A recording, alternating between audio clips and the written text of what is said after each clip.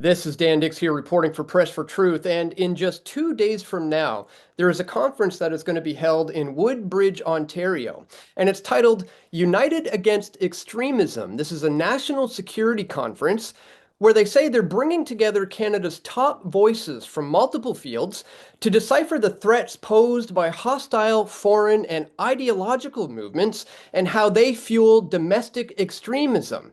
Now, on the surface, that sounds not too bad. Nobody really wants domestic extremism taking off in Canada.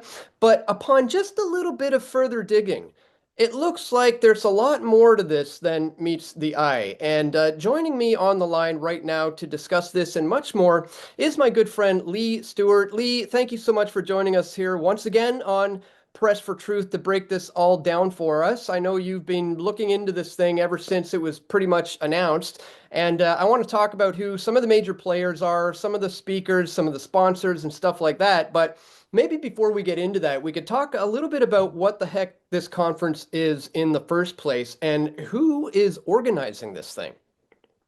Well, well, first of all, thank you, Dan, for having me. It's good to be paired up with you again. It's been quite a little bit, but these organizations that are putting on this conference are the Canadian Indian Foundation. They're a charitable foundation, and then also Tafsik. Is that what it's called? Tafsik. Yeah, Um, Tafsik. and they're a Israel lobbyist group. And both of these groups are kind of, pushing their own objectives and want to, whether it's against speech, hate speech laws, whether it's putting Indians first in Canada, and both of these organizations are kind of pushing for their own interests within Canada. And to me, this isn't in the interest of Canadians as a country as we know it. These are other entities that have kind of put their claws into a whole bunch of different aspects within Canada to push their own objectives, and that's quite concerning.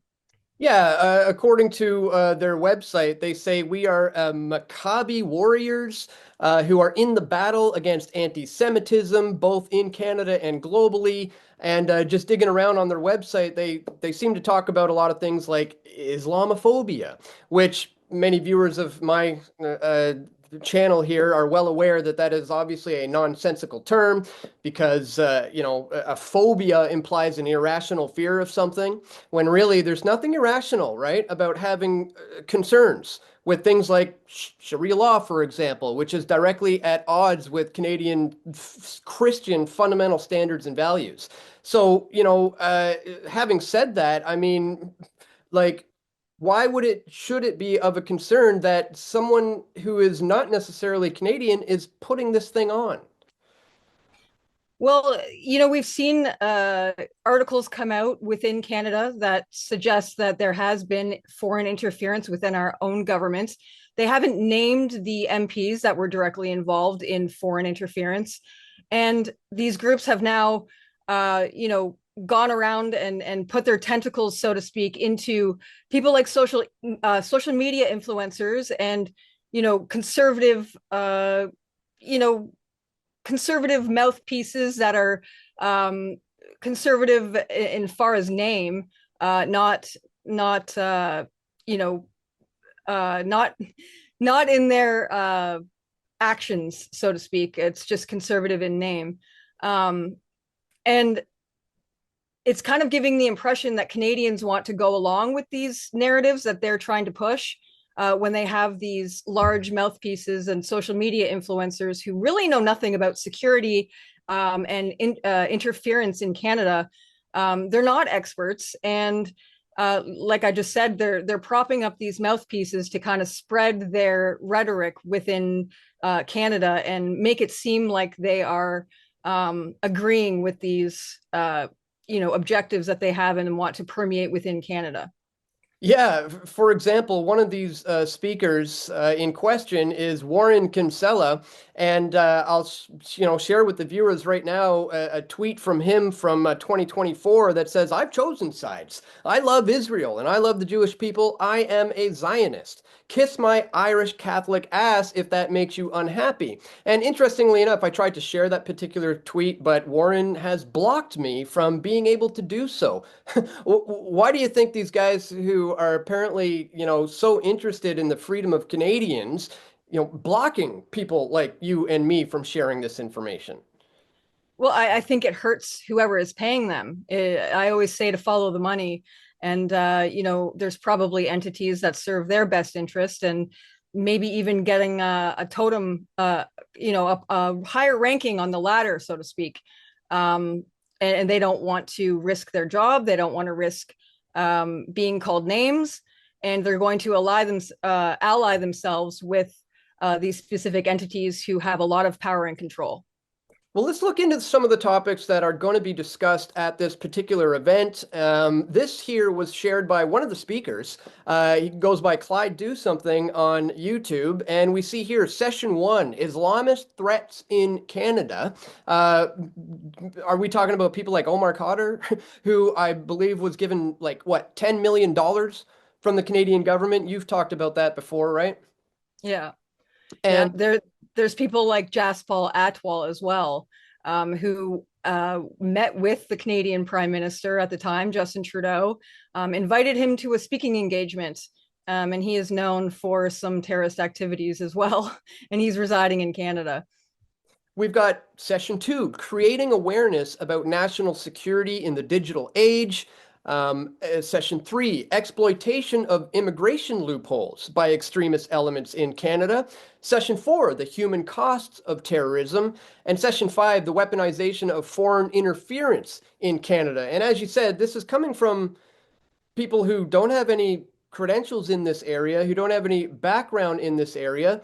And, just for context, I want to let people know, I'm not just randomly bringing you onto the show here. This is something that you've been covering extensively together with me on this platform for many, many years. In fact, if people want to go back and look at some of that, you can check out our video, Canada to sign the UN's Global Migration Pact. This is not good. Or Bombshell, NAV Center illegal migrant camp found empty while Toronto hotels are full. Or this one, Trouble at Roxham Road, the migrant crisis exposed. Or hashtag Welcome to Canada isn't aging well. Or there was the truth about Netanyahu's illegal African immigrants coming to Canada from Israel.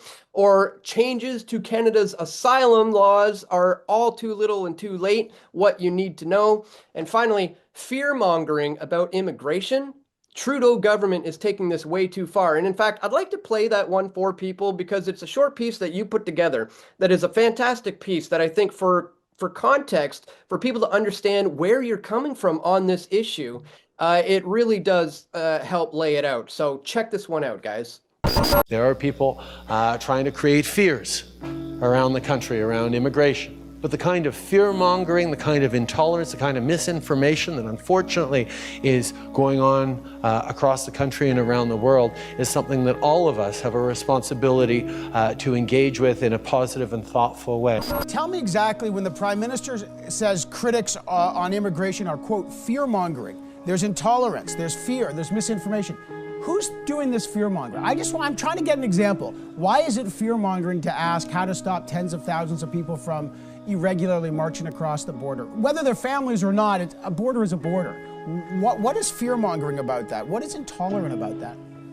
Seriously, give me an example. Can I tell you, Adam, that Evan, in my experience, fear is truly the greatest enemy of public safety. And when we become afraid of each other, then we become less safe. That wasn't my question. My question was, who is the Prime Minister referring to? Who exactly is fear-mongering about the border? Who's intolerant? I just want to know. Who is it? I think the Prime Minister is quite rightly reminding all Canadians that we are a country of immigrants and that when people come to our country seeking refuge, we uphold and apply Canadian law.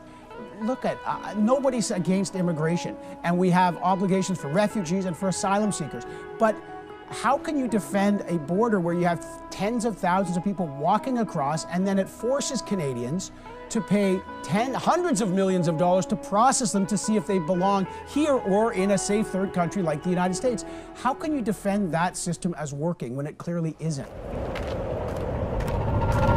Hey everyone, this is Lee reporting for Press for Truth. Most Canadians today hold views about immigration and refugees that the current government considers xenophobic and racist. A poll done at the end of December 2018 shows 55% of Canadians want tighter border control. 57% agree immigration has placed too much pressure on social services like healthcare and education. 59% of Canadians believe the federal government is hiding the true cost of immigrations to taxpayers. 48% agree that there are terrorists pretending to be refugees to cause violence, and 47% agree that most foreigners that want to get into Canada are coming in for economic reasons and are not genuine refugees. It has been clear from Trudeau's public statements with the mainstream media to back him up that he believes more than half of us are un-Canadian, xenophobic, and racist. He forgot Nazi and bigot, but honestly, what else can we expect other than ad hominem attacks to silence an opinion that disagrees with him? What he actually means is, if you express your opposing view about immigration, you're fear-mongering. And if you're not advocating for globalism and a one-world government, well,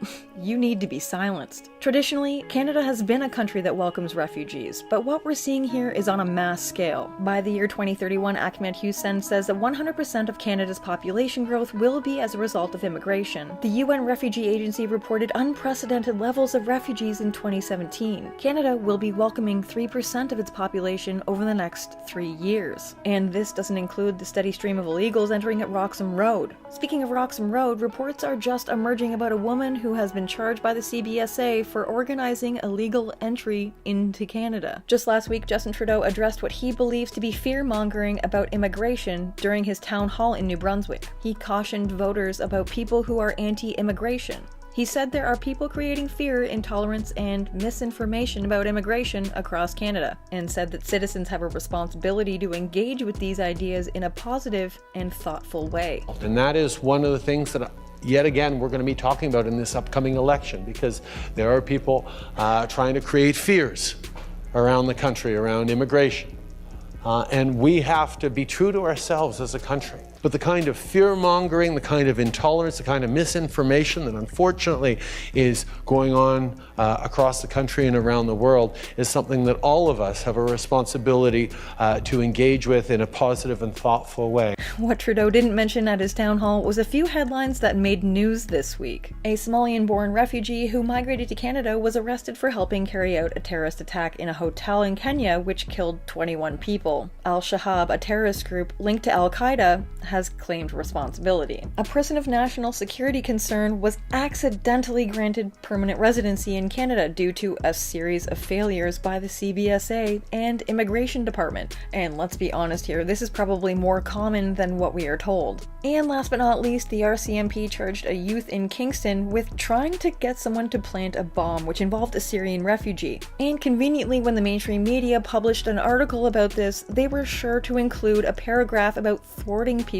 and their unnecessary concern about Canada's immigration system. But here's the thing, we have a justified reason for concern. A 2017 CBSA audit found potential security threats weren't identified due to a lack of screening. 39 Syrian refugees should have undergone comprehensive security screenings, but didn't. Clearly, Canada's immigration vetting process needs to be seriously looked at. Asking questions and talking about issues surrounding Canada's immigration problem is not racist. It's not xenophobic. It's holding the government accountable for the one thing they should be responsible about. The truth is, the agenda at play here is globalism. Tell me, who are you more concerned about? Someone who is exposing the inconsistencies in Canada's immigration system, or the unvetted that's streaming through Canada's open border? Thank you so much for watching, and if you like what we do, please consider donating at pressfortruth.ca/donate, or become a PFT member. You can always find links in the description below. I'll see you next time. This is Lee, reporting for Press for Truth. So as you saw there, guys, the really excellent video put together by Lee ends by saying, who are you more concerned with here? The people who are talking about the issues here with immigration, or these unvetted illegal immigrants who have been just marching across our border? You know, having said that, isn't that kind of the crux of the matter? It's not so much immigration per se, but it's how it's being done and who's coming here, right? Well, I think it's a bunch of people who don't even live here. One of the speakers is actually from Mumbai. He lives in Mumbai and only spends 6 months of the time in Canada. He is one of the speakers. And this is very concerning. I mean, if he is here legally, he is still acting on the interest of Indians. And what I get at here is, they're talking about being strict on immigration. That is one of their issues. And a few of the speakers have said, like, I am against mass immigration. I'd like to reduce the immigration issue in Canada. But this organization is kind of telling us who we should be allowing in and out of or into our country from which specific reasons based on their beliefs. I don't think foreign entities should be telling us who we should be letting in our country or who we shouldn't.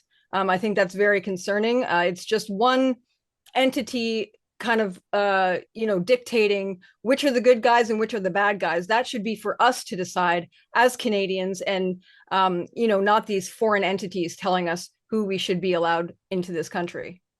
Now, one of the people talking on the topic of creating awareness about national security in the digital age is Clyde Do Something, who recently posted this. My upcoming appearance at this weekend's event has triggered Canada's finest inbreds.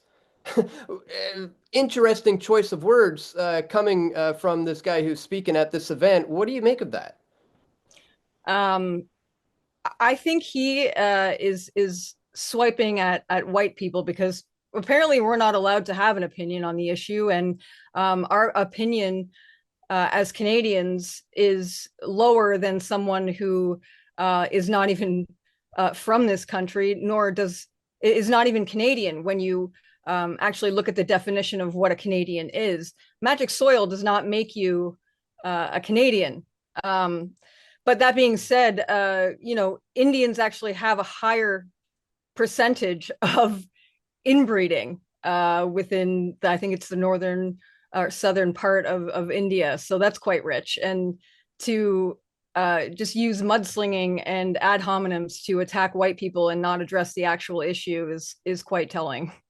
And they're trying to suggest, it seems, that, people like you, people like me are being, turned into potentially violent extremists, who may cause whatever kind of terrorism they suggest. When, interestingly enough, Lee, when I first met you, it was back at the screening of this documentary film, Into the Fire, where true domestic extremists like the Black Bloc were used by the CSIS and the RCMP to essentially create an excuse to shut down a very legitimate protest. That ended up, by the way, leading to a massive civil lawsuit. $16 million was paid out to all the people who were falsely arrested at that event. So isn't that the type of domestic extremism we should actually be talking about here? Groups like the Black Bloc, groups like Antifa, for example?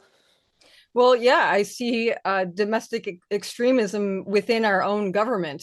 I see it, yeah, through police, like you just mentioned. It's waging war on their own citizens to push a certain narrative, or, like you said, use undercover police officers to mass arrest people for their beliefs. And we're seeing this even more online, and they're deeming what hate is, and that is something that we've been struggling with for quite some time. And I feel like the needle is kind of moving in the direction of where is it going to end? Speaking on behalf of white people, where do we have our own voice without being labeled as a domestic terrorist? Where are we supposed to live? Where are we supposed to go? Where are we allowed to defend ourselves without being called names? I mean, every other religion or every other race is allowed to advocate for themselves except for white people, and that's quite telling as well when you look at our diversity is a strength country. Yeah, well, I think there's a great deal of propaganda that is responsible for creating this in the minds of the masses. I mean, I'm sure you remember, and maybe I could get your thoughts on this, the hijab scissor hoax. Back when we were told that, oh, this poor young girl had her hijab cut off with scissors, and it turned out the whole thing was a huge, massive hoax. None of it was true. But unfortunately, Trudeau, other media pundits already kind of, went viral online saying this is a definite example of Islamophobia. This is why you have to be concerned, when it turns out the whole thing was a huge hoax. Do you remember that? Oh, of course, yeah, and you never hear about the retraction. We've seen this also with synagogues of rabbis, attacking their own synagogues and saying that it's hate speech or a hate crime, or that they've been attacked in order to pass laws. They snuck through a bill within one of the budget bills, that you're not allowed to even question the Holocaust. So it's things like that that kind of usher in these hate speech laws, or to gain their. And we all are looking at this as well with the Indigenous residential schools. They're trying to pass a law whether you can question the residential school, the mass bodies that were found that actually turned out to be there were no bodies there at all. So it's a slippery slope, and like I said, we've been dealing with this for a long time, and I think we're kind of the totalitarian tiptoe, as we like to say, are inching towards more censorship in the guise of potential false flag events. Well, speaking of that, let's not forget how many churches were targeted and burned, to the ground, essentially, hundreds of them all across the country, simply because of this massive hoax that was perpetuated against, the essentially the Catholic Church, which led to people literally going out in the streets and burning down churches. I did a streeter interview with a bunch of people in Vancouver, and to my shock, 90 to 95% of them that I asked them were fully in favor of burning down these churches when it turns out the whole thing was a hoax. So what do you think the odds are that they're going to talk about those types of violent domestic extremists at this particular conference in 2 days? Well, we like I said, we don't see advocacy for white people, or Christians for that matter, because a lot of Canadians are that are Christian, that are white. Our country was founded on Christian values. And like I said, there's no advocacy groups for white people or for Christianity, to kind of push our our benefit, because that's not allowed in Canada. That is looked at as white supremacy, or we're the colonizers that have stolen everything from people. And this is such a wake up to people, that we do deserve a right to exist in our own country without being called terrorists. Whether that's going to be discussed at this conference, I highly doubt it. This is to preserve the preserve the values of foreign entities and foreign countries within Canada that, are existing in a country that was once like 90% white at a time. And we've been lied to a lot. So are white people going to be advocated at this conference? Absolutely not. Interestingly enough, the Mexican people are extremely proud of their heritage, and most people understand that, oh, if they only want to have, their own kind or whatever, that seems fine. But as you said, anytime someone here in Canada discusses something similar, it's immediately branded as white supremacy racist. So what could you say to the naysayers and the people who are going to point at this interview and point at this conversation simply by bringing up the words white people, which seems to trigger everyone? Can you maybe just explain how this is not racist and is in fact the opposite? I mean, what are your thoughts on the people who are going to claim that what we're saying here is coming from a racist viewpoint? I think it's okay to be white, and we've been brainwashed in the schools here to think that we're just these horrible people, to think that we've stolen land from people who once settled here, and it's created some sort of self-hatred within yourself, and that we are supposed to constantly be giving our privilege to these minority groups, when in fact that's not the case. I think, I don't know. I just think it's okay to advocate for your own race and to collectivize within your own race. I think that's completely normal. yeah, I don't see any problem with that. And if you want to call me any name in the book, that doesn't really work anymore. In this digital climate we're seeing online, a lot of people advocating for white people, and it's great to see. I mean, I don't know. I think we have a right as a race, just like any other race, to be able to advocate for ourselves and not be called names for it.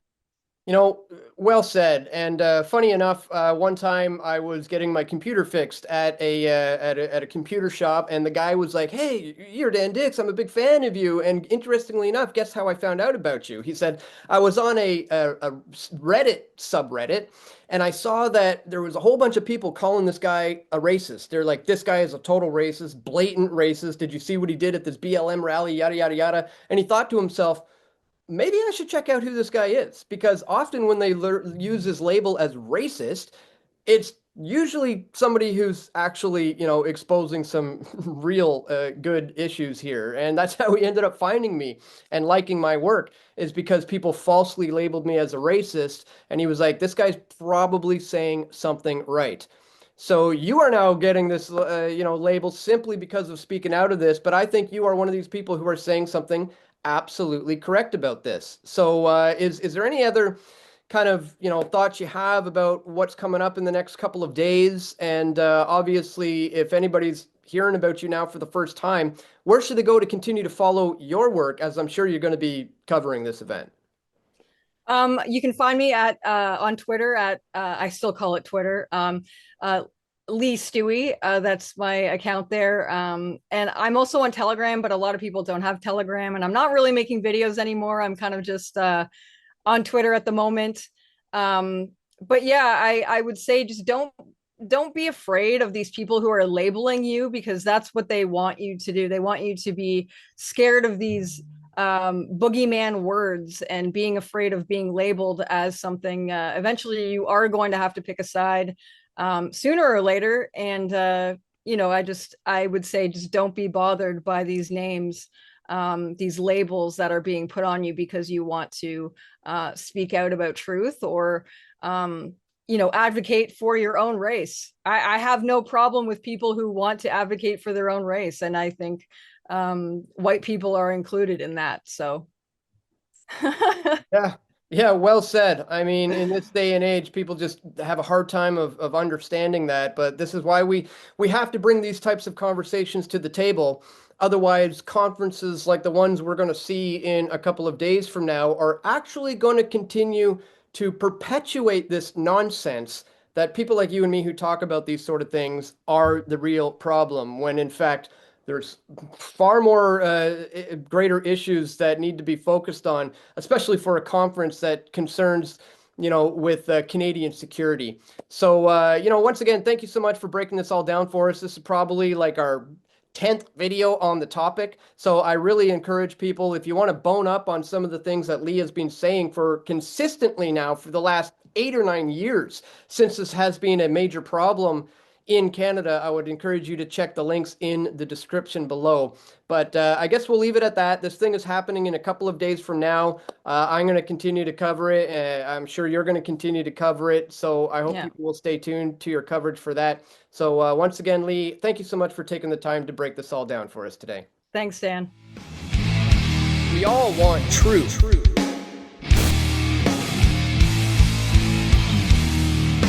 The truth will set you free.